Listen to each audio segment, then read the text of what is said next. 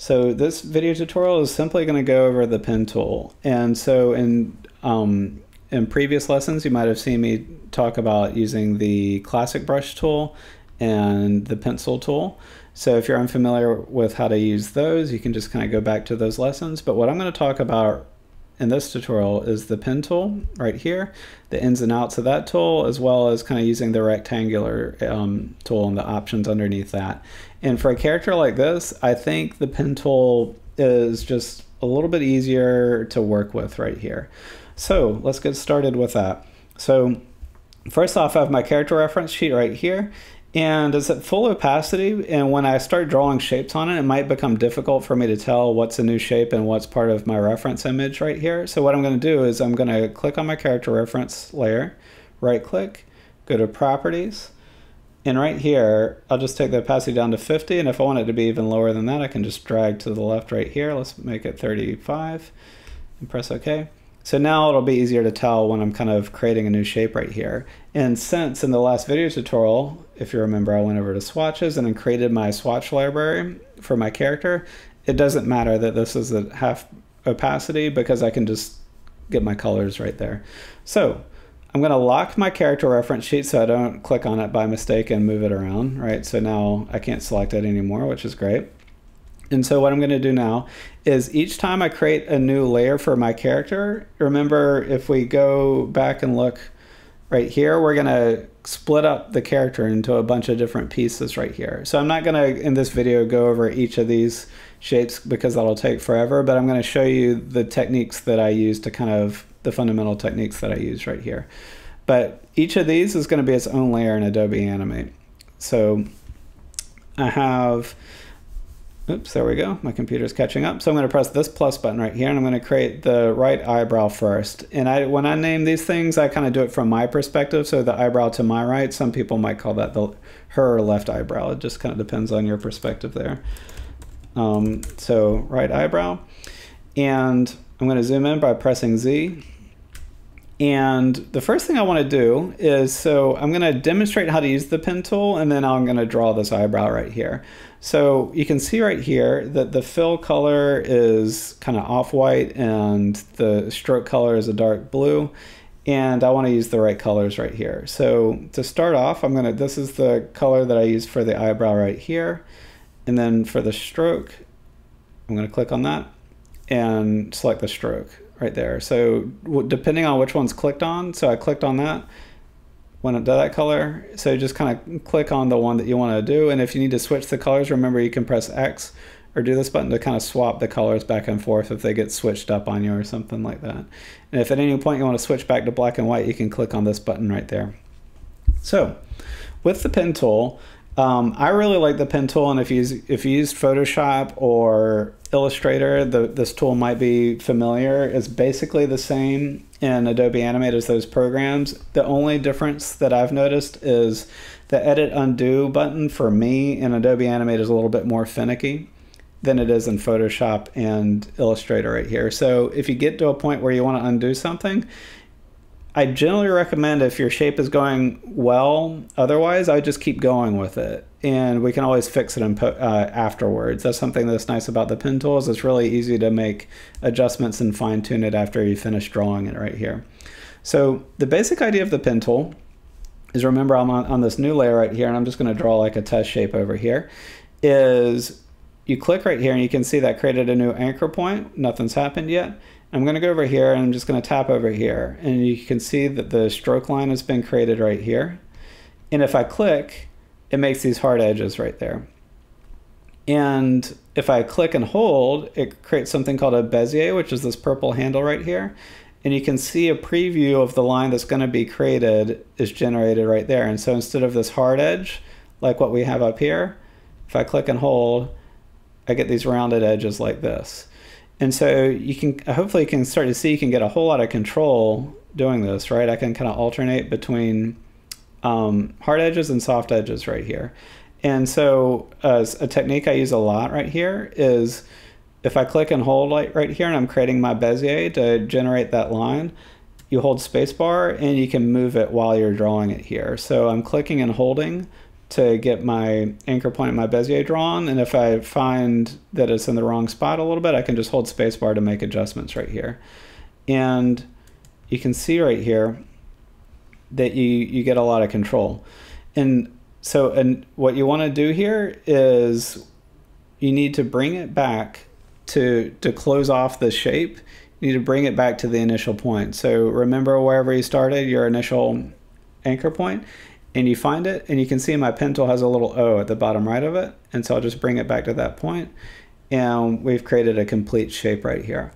So let's go over how we can kind of manipulate this and control it after the fact. So the main thing that you have is we have the selection tool right here, and if you click and hold on the selection tool, you'll see that there's the selection tool and the subselection tool. So this subselection tool is going to be the main way that we can control this, or kind of fine tune it, I should say. But with the selection tool, if I click on it, you can see only this line is highlighted right there. But if I double click, it's going to select the whole thing. So if I want to kind of, oops, double click, and I want to move the whole thing around, the selection tool is what you want to use. But let's say that I want to make adjustments to the shape right here. I'll click and hold and go to the subselection tool, or press A as the shortcut for it. And I click on it, and you can see my anchor points show up, and I can click on the anchor points and move them around and make adjustments that way right here. I can also click on my Beziers. So if this rounded side, if I want this to be more rounded, I'll make my Bezier come out further right there for a more rounded shape. And if I want it to be a harder edge, I'll just kind of bring it in like that. And so the subselection tool is super, super helpful in terms of making adjustments here. You can also make these exact same adjustments I'm making right here if you use the pencil tool. So kind of keep that in mind, that what I'm showing right now can also be applicable when you're using the pencil tool as well. So with the pen tool, I can add and subtract new anchor points into here. And so whenever I click, it creates a new anchor point right here when I've gone to this plus button right here. So again, I just click and hold on the pen tool, go down to the second option, shortcut equals, and you can see I clicked right there and it created a new anchor point, and it's not changing the shape of my overall design right here, but it is adding new anchor points right there. So I can create a new anchor point, press A, or go up to this button right here, and if I click in the right spot, I can kind of make new adjustments right here into my shape. And so you just have to be sure, I keep clicking on the line by mistake, but you have to just be sure to click on the anchor point itself. So similarly, I can click and hold right here and go to the delete anchor point tool. And so if I want to delete any anchor points right there to make a new shape, I can do so right there, right? And then finally, this is one of my favorite tools right here, is the very bottom one. It's called Convert Anchor Point Tool, and you can also press Shift and C. And so what this does is if you have a hard edge like this, and you want to turn it into a rounded edge, you just click and hold. Oops, so that's a hard edge right there. If I click and hold, it gives me the Bezier points. Because you can see on a hard edge, if I use the subselection tool right here, or press A, and I try to click on it and get the anchor points, they're not there. And so to kind of generate Beziers when they're not there, you just press Shift and C, or press this button right here, and then you click and hold on it. And similarly, if you have a rounded shape and you want to turn it into a hard edge, same tool. You just click on it, and then it removes the Beziers and creates a hard edge right there. And then so finally, when you're done, you just do the paint bucket tool. The paint bucket tool is going to always use the fill right here. And so you just fill in your shape right there. So let's use the techniques I showed right there to create this right eyebrow right here. So I'm going to zoom in a little bit. I'm going to go to the pen tool. And when I'm using the pen tool, I like to, if I'm going for a clean shape, I try to draw it with as few anchor points as I can right here. And it's something that you get used to with practice right here. So creating this eyebrow, I'm expecting that I'm going to make 1, 2, 3, 4, 5 or 6 anchor points right here is probably what I'm going to end up using. So I'm going to start up here at the top, and I'm just going to click and hold. And remember, the longer your Bezier, the more rounded the shape is going to be, generally speaking. And so this is kind of a harder edge, so this is going to be a shorter Bezier most likely right here. And keep in mind, I can hold spacebar to kind of change the position of this as I'm drawing. So I'm clicking and holding with my mouse, but I'm also holding spacebar to reposition. and I'll let go. Click and hold, and remember, I'm not worried that this isn't perfect because I can go in and adjust this after the fact right here. And remember, in Animate, it's better if you just don't press Edit Undo, because Photoshop and Illustrator, the Edit Undo works great. Animate, it gets a little hairy. So I'm going to close off my shape right here, you can see the circle is underneath my pen tool. Click, and then I got it. So now, in order to get this to kind of match my drawing exactly, I'm going to press A on my keyboard, or go up here and go to the SubSelection tool. So remember, you go right there, and I can click on this anchor point, and I can make those bezels a little bit smaller to bring that in right there. I can make this bezier longer. And you can see, since this is my first anchor point, I have a bezier on this side, but I don't have it on the other. So to fix that is the Convert Anchor Point tool. So Shift and C, click and hold, press A, and so now I have full control over that right there. And so you can see that this went a little bit slower, just because I'm kind of explaining this, but once you get used to this, you can draw this stuff really quick. Another thing is this anchor point. You can see it's just a little bit off, but it's a little hard to drag it, to the exact right spot. So you can use your arrow keys on your keyboard just to move it over a pixel at a time right there, to kind of do fine-tuned controls. And so I'm just going to shrink this in a little bit, use my arrow keys to move that down, and finally going to use the paint bucket tool to fill that in. So I have the eyebrow drawn like that.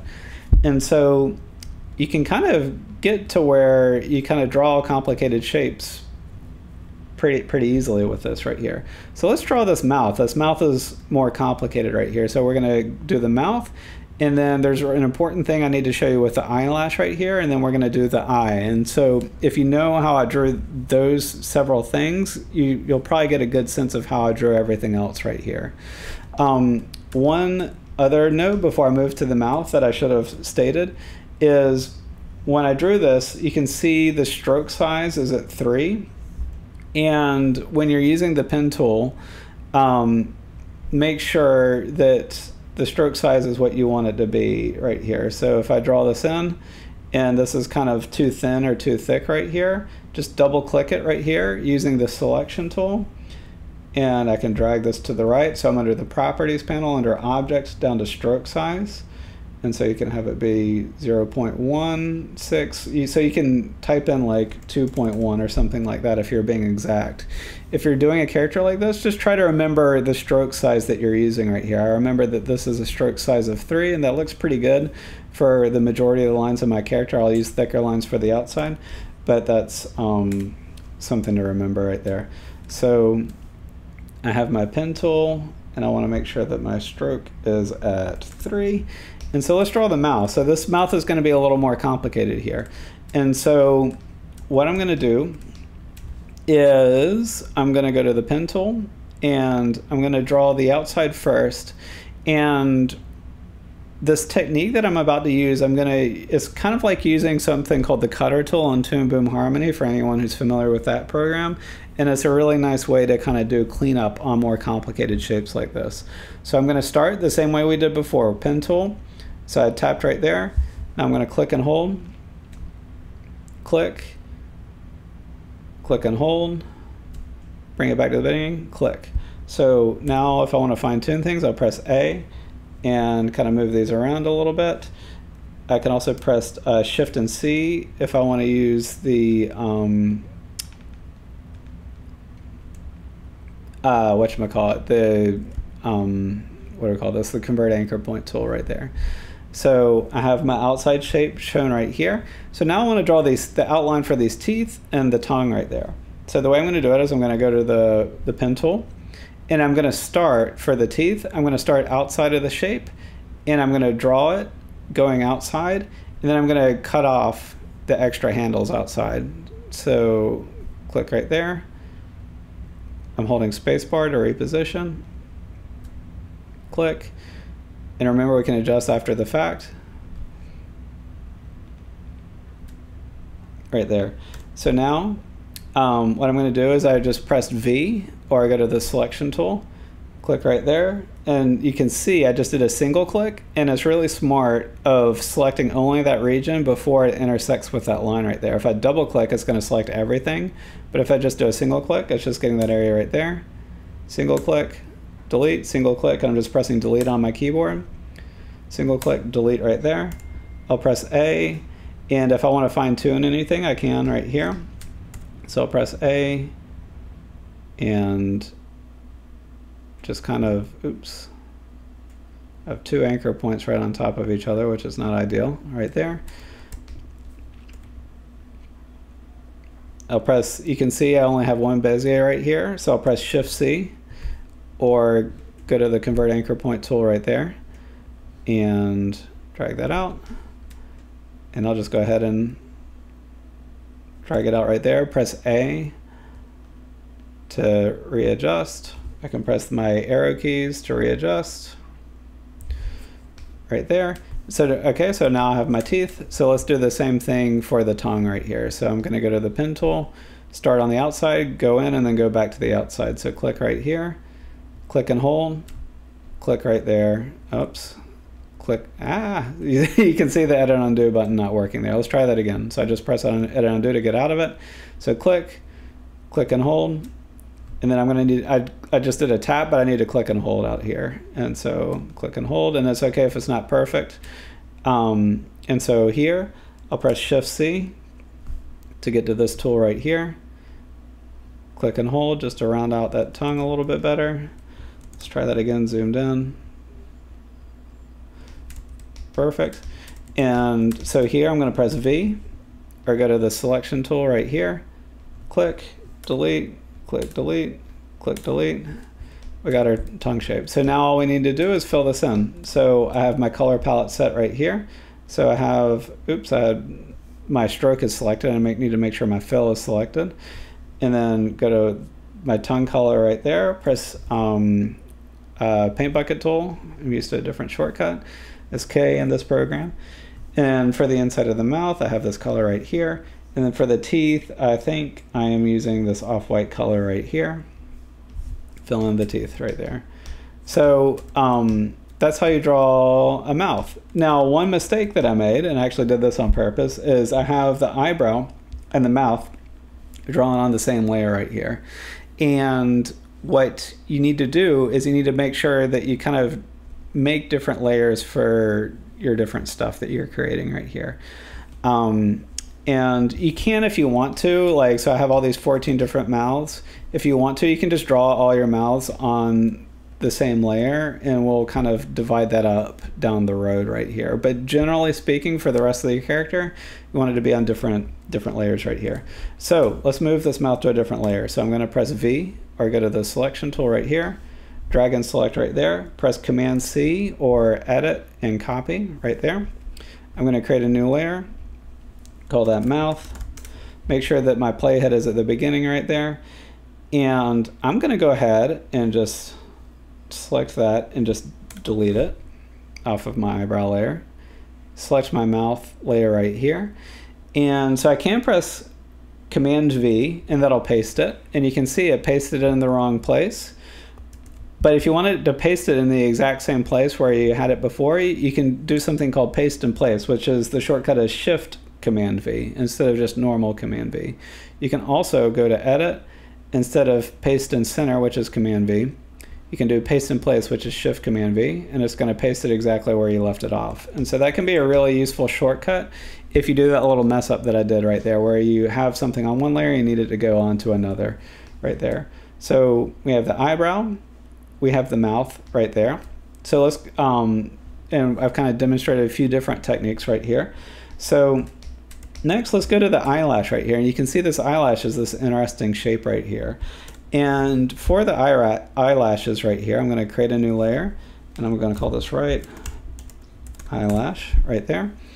And instead of drawing it the same way that I had done with the eyebrow right there, I want, for the animation rig, I'm basically going to want this to, instead of being like an outline that's, you know, something like this, that I fill in, instead, what I'm going to do, double click, delete, is I actually want this to be a simpler shape and it's going to be easier for me to animate. So what I'm going to do is I'm just going to do this. So I'm going to start right there, and it's just going to be 3 anchor points. Hold spacebar and click right there. So that looks wrong right now, but this is going to become an advantage in animation. We'll be able to fix this using a new technique that I'll show in a minute.